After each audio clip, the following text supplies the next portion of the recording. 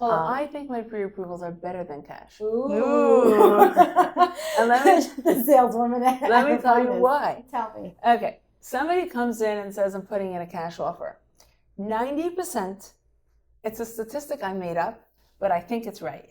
90% of the cash offers are really coming for a mortgage. Hi, I'm Julie. And I'm Razy. Welcome to our podcast, Money and Meaning, where we talk about success that matters.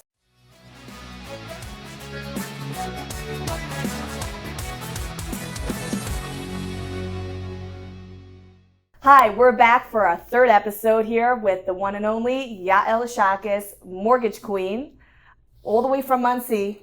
And we're here to have her, happy to have her here in the studio, and lots of awesome, exciting, and very interesting questions. So, how did you get started in mortgages? You know, when you ask a 12-year-old, what do you want to be when you grow up? They don't say mortgages. Right. So, how'd you get started? So I had an older sister. Her name is Ann Zylangold. Oh, we know her. Yes.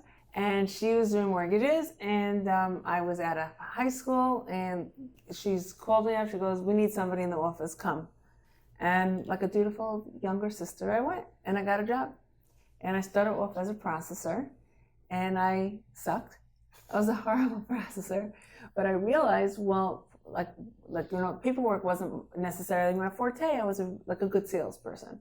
So I guess I'd say I was born into it. Like I just got shuffled into it, and there we are. That's awesome. How long ago was that? I'm 20 years old, Reezy. Oh, so it's just been like a couple of years. Yeah, just a couple of years. Okay, so yeah, but really, you've been in the space for a very long time. for over 25 years. Wow. Yes. Amazing. Okay, Julie. So you started with Ann, then at what point did you go out on your own? So no, I was a processor for like 2-3 years. Okay. And then I moved to Brooklyn. I started my own family, and then I went. You know, started working for a local company in Brooklyn, and that's where I was. I became a loan officer right away. Back then, you did not have to get licensed. It was much easier. So I've been through I know people hear like the 2008 crash. You know, I've been through those cycles. When I started, rates were like at 12%. Oh, wow. So I know people freak out now when I say the rates are 6.5. They're like so high because they're used to the 2.5. But 6.5 is a really good rate, right? You know. If you take the long view. Yes. So you started from Brooklyn, right? And then you were a solo loan officer. Yes. Okay. And then at what point did you morph into this team? So I was a solo loan officer, and I'd say 2017, and I think 2017, 2018, I started getting coached. Okay. And coaching a little bit changed my life, because I realized that I was doing so much. I had so little time, and I thought everything was good. But then I met other people who were getting coached, and they had teams, and they were able to accomplish so much more and have more of a balanced life. So that's what I did. I built a team. Actually, when I was at my first a class, and I went to something called like the Summit, and I went into a class, and I was supposed to go to a class for small teams, how to build it, and by mistake, I went to a class for big teams. And once I was there, and they were talking about things I didn't even know what anything meant, and I felt it was like rude to get up and go out. So while I was there, I took my notebook out and I made a sketch of stick figures of how my team would look. I drew it, and 6 months later, I had that team. Whoa. So that's how I built my team. Wow, incredible. Okay, so you went from being solo loan officer in 2017, and what was a team of what? Would you? So I had like one assistant at that time, and now I have about. We built a commercial team, like for the commercial mortgages, and then a residential team. So now we have about more than 12 people, on the team. Nice. Working, both ends of it. And you do residential and commercial, and everything from your so first house. I want to be that. You need a mortgage, you call me, and we're going to figure it out. And we're very well versed in, fix and flip loans, investment loans, no income, bank statement, and then the traditional loans, the full doc, FHA, and And then we can do your office building, it's 100-unit multifamily, the strip center, the shopping mall, we all asset classes. And I just want to be that one-stop shop that we get to know you, understand you, and build a mortgage that's right for you. So because you have a team, you can be so multifaceted. Before you had a team, were you able to I was able to, like, I understood the product, like we understand the product, but I wasn't able to do so much. And I was forced to do things I hated. So now I'm able to concentrate more on the things that I love, which is talking to the client, structuring the client, figuring it out, and then the team, but that's what really brings the client the most value. They get the brain, your brain, for their mortgage. Well, what's interesting is that people think, like the concept like financing equals numbers, like it's like a big thing that goes along with it. Are you that good at numbers? Me? Yeah. I don't have my high school diploma because I failed math too. I'm from New York and we had to take Regents, and I couldn't pass my second math Regent. Can you say, like, this is phenomenal. Yeah. It's phenomenal. So for all those kids in high school who feel terrible about themselves because they can't pass math, what do you want to say to them? First of all, don't feel terrible about yourself. I never felt terrible. I just couldn't pass math. I knew how to use a calculator really well. And you're still good at it. And I'm very good at a calculator. So especially today with AI, you don't even need to think. So I do think you should try to do math. You should. Probably if I had enough, if somebody forced me, I probably would have done it. But yeah, I don't know. Math is not my thing. I even ask my kids simple times. I'm like, hey, what's 7 times 9? I have to ask them. They all laugh at me, but a calculator works. Amazing. That's amazing. Yeah. So, when we give the summary of our business, we, give the highlights, but, as we all know, business isn't all up. Would you be interested in sharing a time that things were a little bit tough and how you made it through? Well, the business that I'm in is very personal to people. Like, it's their money. Most people are buying the biggest purchase of their life. So, when it comes to money things, people go a little nuts. And then the deadlines. So I have a lot of things on my shoulders that I have to carry. Right before we got into this call, I told the client that we can close her loan on Thursday, which we still could. However, her attorney refused to schedule the closing because she didn't have something called a clear to close. The underwriter didn't get to it yesterday. She's supposed to. She's doing it this morning. The client sent me a text. My attorney refuses to schedule because now I have to wait till next week, and now the sellers are upset at me because I told them we're going to do it before August. Those kind of things weigh on me, and it's a daily thing. Deadlines, and a lot of things is you can't control it. The underwriter had her in her queue, and she told me she'll get to it, and she just didn't. So could I have driven down to her house and knocked on her door? Yeah. And have I done that? Yeah. But I was like, we have a day, let it be. I didn't know that her attorney is going to be such a stickler and refuse to do it. Usually if I tell them it's going to happen, it's going to happen. So I always deal with that kind of stuff, which bothers me because I want to make a client's life easy. I want it smooth for them. I want them purchasing a house to be an easy process, not with annoying client attorneys giving them speeches. You know what I'm saying? Yeah, and we can attest to this. We know how much effort you've put into making your processes as smooth as possible, and so that when you tell a client that you can get something done at a certain point, you mean it and you'll do it. I can attest to that because Yael's our preferred lender, and her pre-approvals are cash offers. When she tells, when we're telling another agent that we want to, we're putting an offer on a house, they look at Yael's approval it's cash, which is really cool because that's how much we know. Yeah, and you can't say that about every lender. Well, I think my pre-approvals are better than cash. Ooh. And the saleswoman. Let me tell you why. Tell me. Okay, somebody comes in and says I'm putting in a cash offer. 90%, it's a statistic I made up, but I think it's right. 90% of the cash offers are really coming for a mortgage. And how do I know that? Because they call me and they say, hi, I put in a cash offer. Can you close in less than 30 days? Sure. Okay. So I'm just going to tell them that I have to get it in. Just make sure the appraiser can go that day. And what happens? There's no oversight to them. The realtors can't call up and say, hey, what's going on? Is there any problems or anything? They just know it's cash. So they have no communication.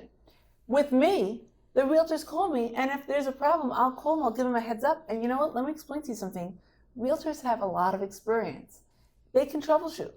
So when there's a problem, I call the realtor right away and say, hey, little heads up, there's a little problem. Let's figure it out together. And they usually do. We'll all put our heads together and we figure it out. Or at least they can tell the seller, hey, it's going to be delayed because of blah, blah, blah. Not blindsided. And then they get extensions. Sellers say, oh, it's cash. Okay, yeah, we'll give an extension. And then everybody's stuck and they've lost the prime season. Here you have communication. And I think I'm right. And you stand by it. I definitely do. Amazing. Wow. Mm-hmm. So 1 second, we're talking about, you asked the question about if business is always peachy. So you were giving a specific example of how So I'm saying it's not for the anxious. Yes. Yeah, In other words, you gotta have broad shoulders. I'm saying, Yeah. I think business is peachy. People right now say, I was talking to another loan officer, like, oh, it's really tough, the industry, the rates, the this and that. I don't think so. I think that's like a blame game. You want to find a reason why it makes you feel better, pat yourself on the back, no problem. I think business is great, but I think it's a tough business. Yeah. So, and it's something that we can deal with every day. Businesses, yeah, right. Yeah, Our business is very similar in that sense. Yeah. Where we deal with the deadlines and the you're dealing with a customer that's putting out a lot of money. And correct. You're dealing with the same thing. So, high emotion. Right, high emotion. Correct. And so what happens is that we're there. I can't say that I think that you have to be innovative. You have to be, like right now, rates are higher. It's true. So what we do, we found the need. I'll give you a perfect example. Builders right now are struggling. A lot of builders are struggling to get there's too much inventory. There's not enough buyers anymore. People are scared about those rates. They can't afford it. So what do? We came out with something called Build is Affordable. We worked out an agreement with the builders we have a product now that the builders can offer a rate of $4.99. Why? How does it make sense? Because the buyers are attracted. They can afford this payment. So we worked out an innovative solution. So there's always a solution. You look at the problem, figure out a solution, and yeah, I'm busy. So there are a lot of businesses that want to innovate, but they can't. They're too busy with the weeds. What would you, or other reasons, what would you give as a reason? Because I think that if I had to describe what stands out about you is your ability to think creatively and pivot as needed. What would you attribute that ability that you have to pivot and to keep looking for new ways? I'd say it's probably my upbringing. Like when I was a kid and I was given a task, go get something or go do it. I was never able, if I came back and said I couldn't, or I wasn't able to, or they didn't answer the phone, all hell would break loose. So I never ever did. If I had to get something and I couldn't reach it, I found a ladder, or I asked somebody to pick me up, or I stacked chairs, and I got it. There was no such thing as coming back with a no, or I couldn't. That failure wasn't an option for me. I always had to figure something out. So to me, it's like it's part of my DNA. It's not like so I think it was like I was trained properly. It was never like, I get people telling me the dumbest excuses, and I'm like, what? Yeah, that doesn't fly with it doesn't even make sense. I'm like, I don't even know what I said. Can you repeat what you just said? Wait, can you repeat it? And I'm like, I don't understand that. Like, it really doesn't make sense to me. And I do want to add that because we've spoken a little bit about the inside of your business, the fact that you have it run so smoothly allows you to innovate. Like if you've come up with an idea that you want to add in, there's a person who you can assign it to. You can clearly delegate it quickly and move quickly. Yeah. So it's not to say that I don't come with challenges. I just had a snafu with Julie at the time. We do have challenges, and we're a work in progress. What did you call it? A snafu? Snafu. A snafu. Oh. Yeah, we did. But it's a work in progress, and we learn from our mistakes. So I want to tell you, we do make mistakes, but I will always do an autopsy and learn. Postmortem. Yes, and learn from it. Yeah. And we'll never repeat a mistake. That's really what That's one thing we have in common. I would also, I always, if something falls through the cracks, like it gets added to the checklist. Like we always try to go above and beyond. And I also say you are human. So, Right. it's okay. Yeah, well, continuous improvement means that we're always moving towards perfection. We're never actually going to get there, but we're constantly learning and trying to get better. Yeah. 100%. Both of your businesses are like that. It's great. I love watching it. So where does primarily most of your business come from? Or like as far as you're like a salesperson and who are you chasing? So for me, the biggest source of business is real estate agents such as yourself. Okay. So realtors are a very big source of business. Why? Somebody's buying a house. They ask the realtor says, hey, call my person. That's a very good, a very tremendous source. The second source for me is business people. Somebody who's in business and they, there's always going to be that kind of guy that knows, you go ask advice. So those kind of people, like the good business people, so lawyers, accountants, Financial advisors, insurance, all different So walks of life. you focused on building these relationships with these professionals? I do build relationships with those professionals. Okay. So, but it's not my main focus is actually realtors. Okay. So business professionals are not even my biggest focus. My second to big focus is past clients. Wow. Past and current clients. So, I look at it like, if your car, what kind, if you were somebody who's pregnant, if somebody's pregnant, they see every other pregnant lady out there. So, or somebody has the same car, you spot, All of a sudden you see your car everywhere. you see your car everywhere. So when you're buying a house, every other person buying a house. So we ask, who else could we help? What else are you working on? Who else do you know? And current clients, past clients are a huge, huge part of my business as well.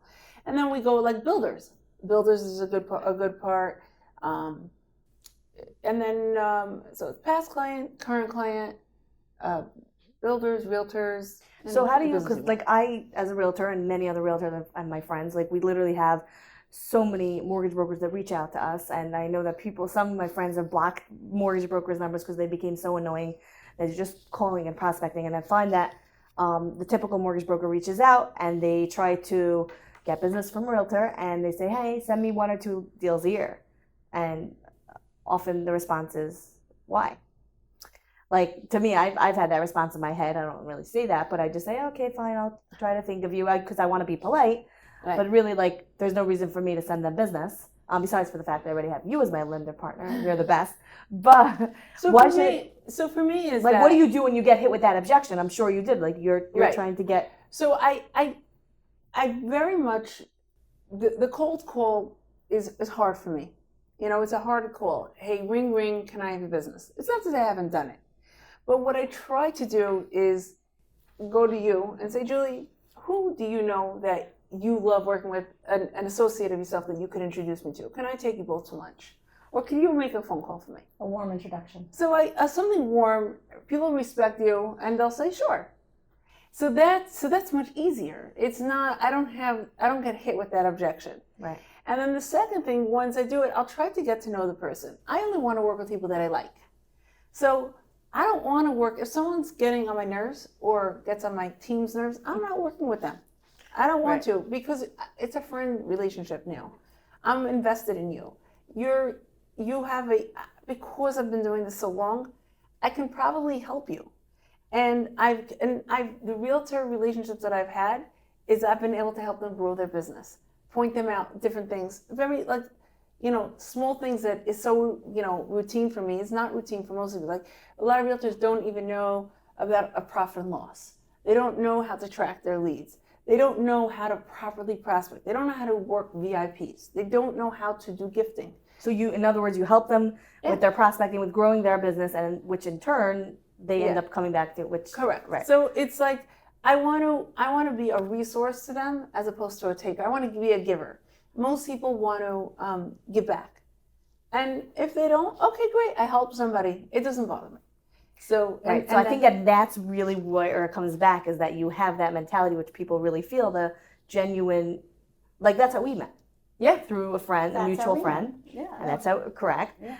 And at the time, I was using someone else who I was always referring. And then when I saw the value that Yael was offering, I was like, wow, this is unmatched. And then again, I felt so in debt to her that I introduced her to my friends, other realtors, because I'm like, you have to use her. It adds so much to the business and to your sales and your transactions. Like, you do not want to use her. So right. So it's that, and it's also like just to tell you that I know like 2 or 3 realtors that never have sent me any deals, never. But they call me all the time with their questions. I don't mind.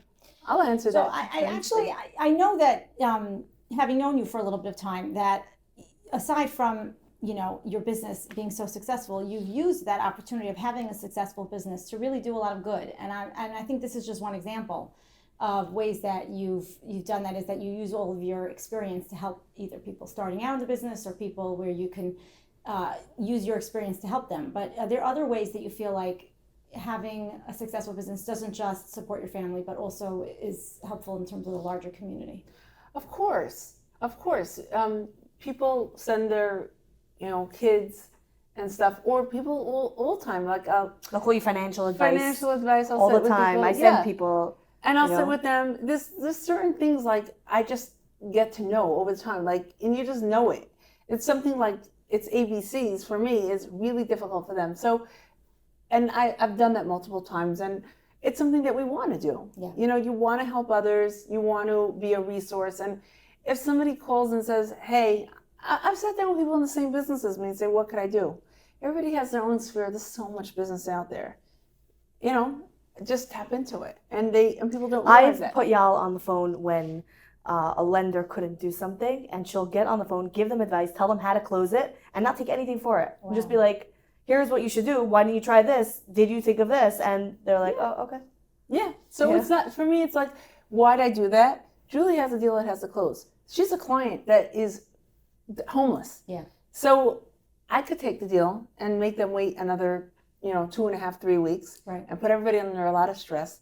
Or I saw a really simple solution that this person just, because they weren't experienced, or they just, whatever. But that comes from a really strong sense of like, I have what I have and they have what they have and Hashem has his plans. Because without that, I mean, even you're saying like there's business enough for everybody. Definitely. This is like the same creator that gives you the ability to breathe, the same air, we have it. It's there. I'm not scared, that someone is going to take something from me or whatever. It's okay. Enjoy it. Did you ever have like a really bad mess up on, like, let's say on your end or on your team's end, and like how did you handle that in the moment and troubleshoot it? Yeah, I've definitely had mess ups. Yeah. Usually I'll own up to it right away. Okay. And tell everybody the buck stops with me. It's my fault. So let's not pointing fingers. It's all my fault. Now everybody get hands on deck and help me figure this out. Okay. So that's really the first thing I'll do. I've had mess ups and I've gone, I also have to say that I work for a really nice company. So I work for FM Home Loans, FM Capital, which has a lot of resources. And because we're a direct lender, I once had a deal that really shouldn't have, I made a mistake when I took the deal.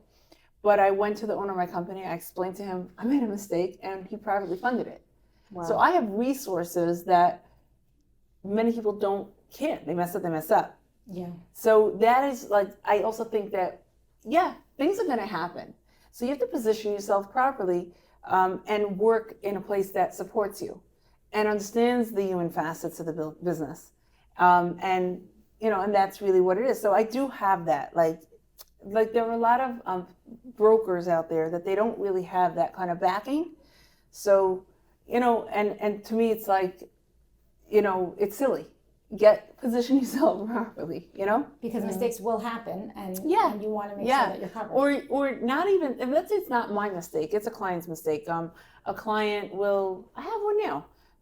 The client really messed up on their credit, and they really can't close, and they have to. So we're giving them a bridge loan. It's a costly mistake, but it's a costly mistake on their end, but there's a solution, right? And they're not losing everything, and that's the alternative sometimes, right? Recently, a post of yours went viral from LinkedIn, where you discussed how people call you for mortgages and to take out money for a simcha or an event that they're making, what is, could you talk more about that? Like, Yeah.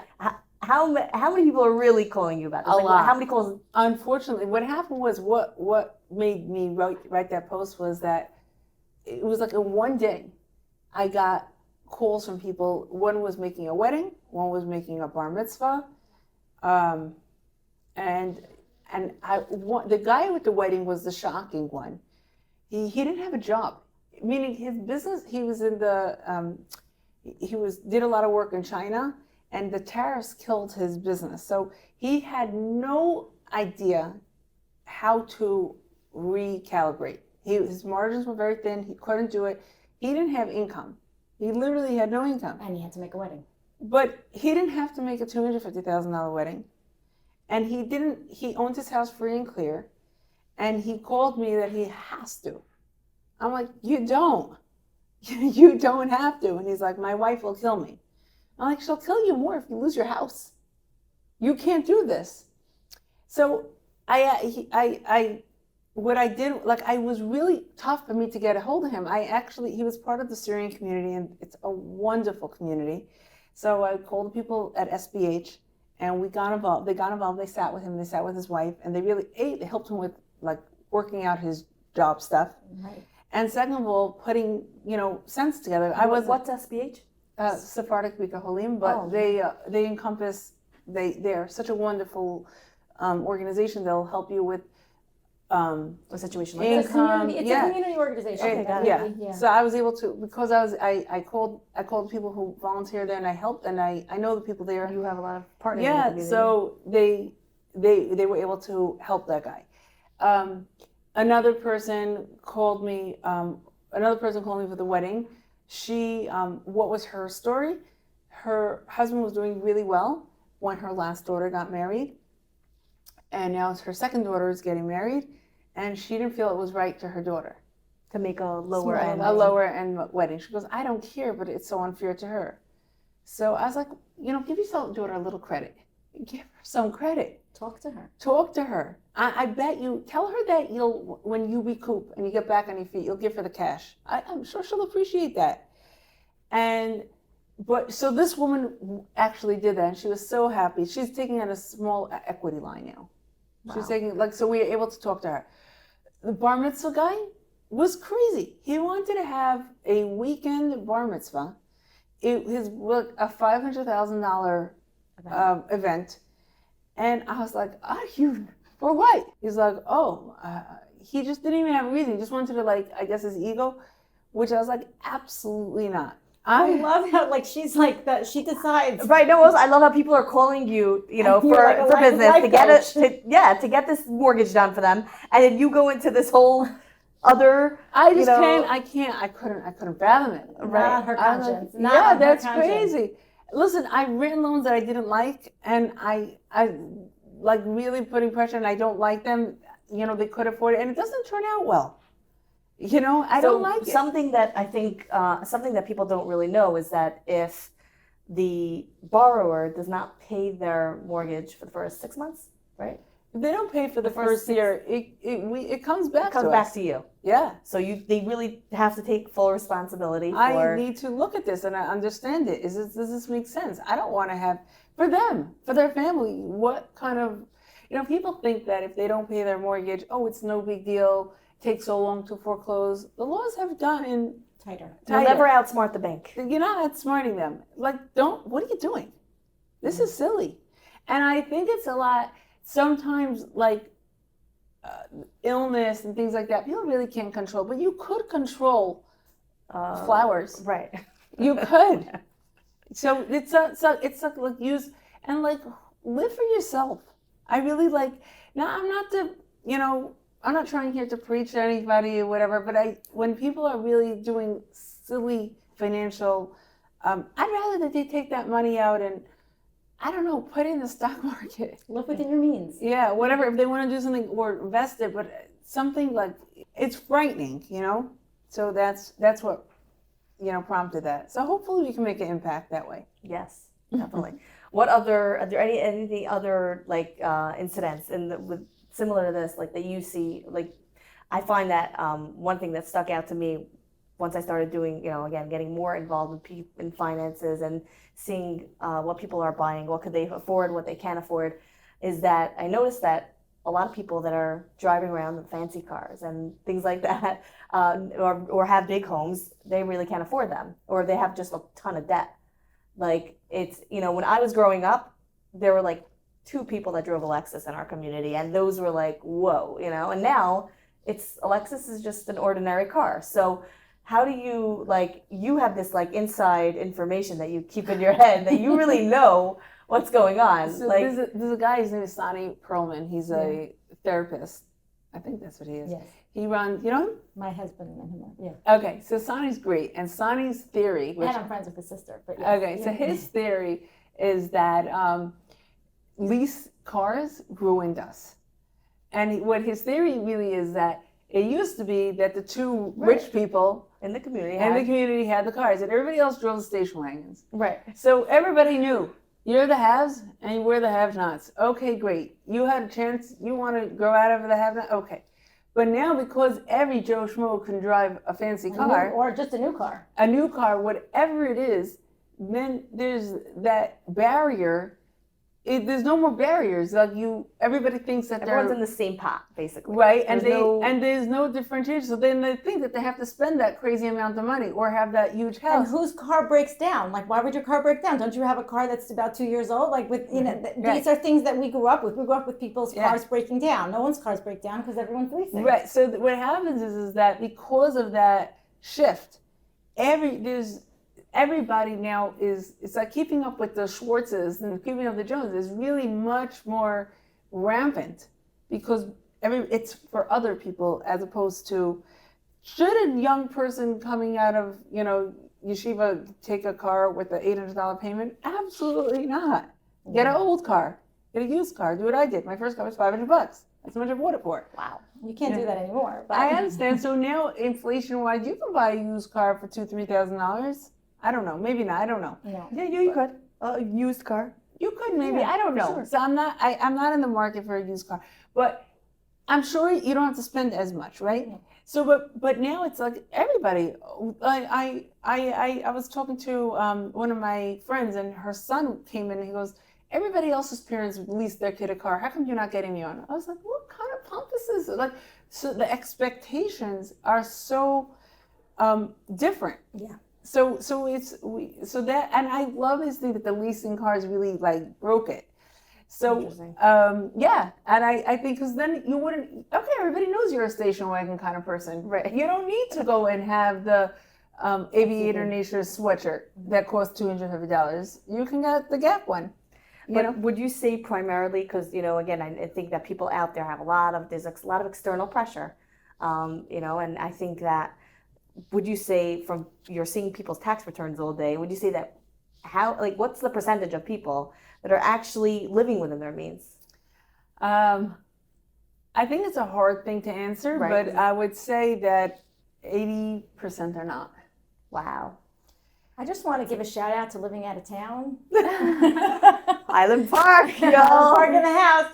No, but in general, out-of-town communities usually have just lower expectations all around. People are moving out because they can't afford to live in the city, and people just live on less. So if you're not making it, try other pastures because there's a lot of pressure when you live in the big city. There really is.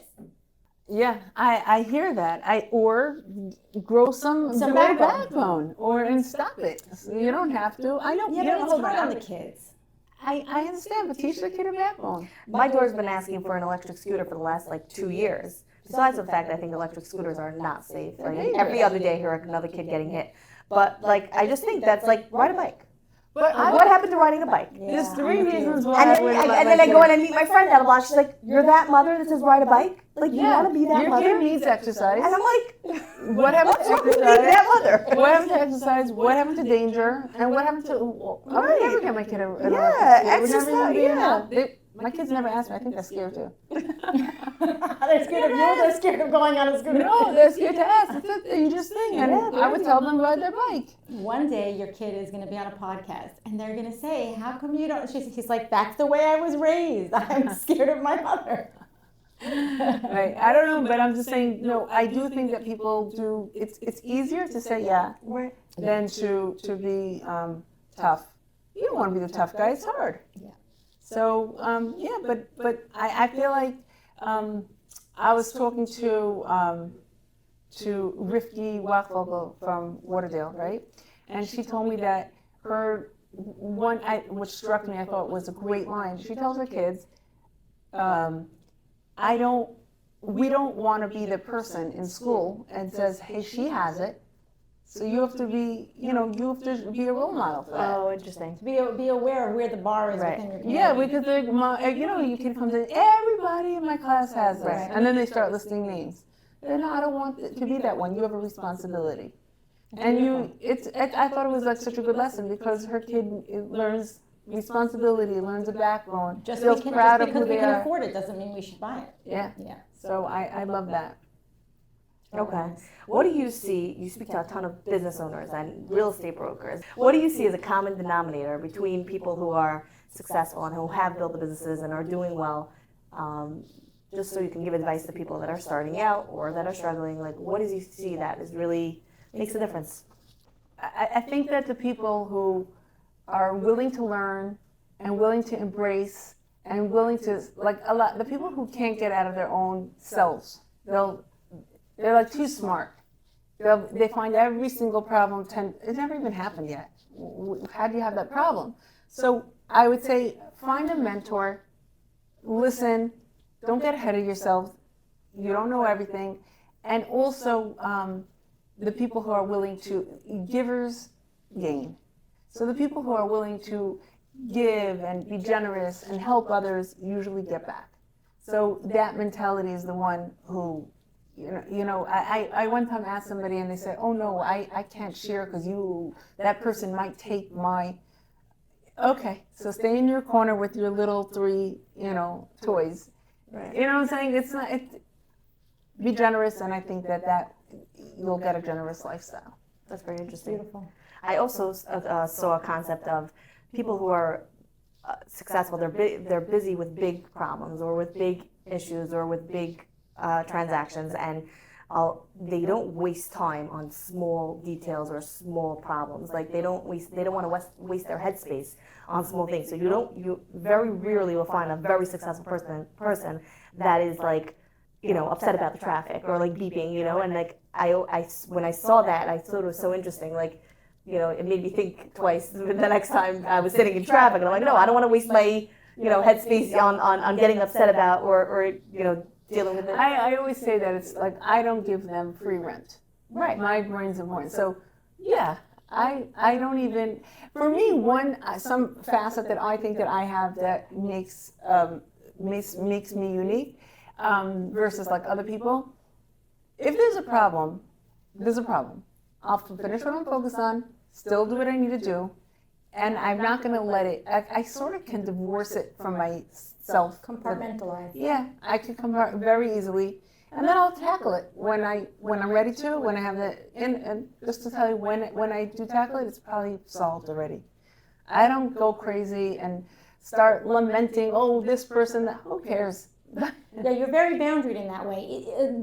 But also even with things that, like with your time and your space, like you're very clear about where you begin and other people end. I feel like it's a big strength of yours. I know it's something that I always work on. Like when something goes wrong, it seeps into other parts of my life. But because you can do that, you can handle these high pressure deals without it really. And I see people in my same industry, like everything will fall apart because they have one issue. To me, that wasn't even an issue. You also wouldn't be able to do the sheer number of deals that you're dealing with. You wouldn't be able to do it if it took that much emotional energy out of you. Yeah. So it's not, to me, it's like I want to give everybody good, like it's not going to. You keep moving. Yeah, you keep moving, and there's a solution to every problem. Right. This was so fun. Yes, this was fun. Yeah, thank you so much for giving us I feel like time. we just barely scratched the surface. We have so much to talk about, but we'll have to have a part 2. All right, no problem. Thank you so much. Thank Yael. you.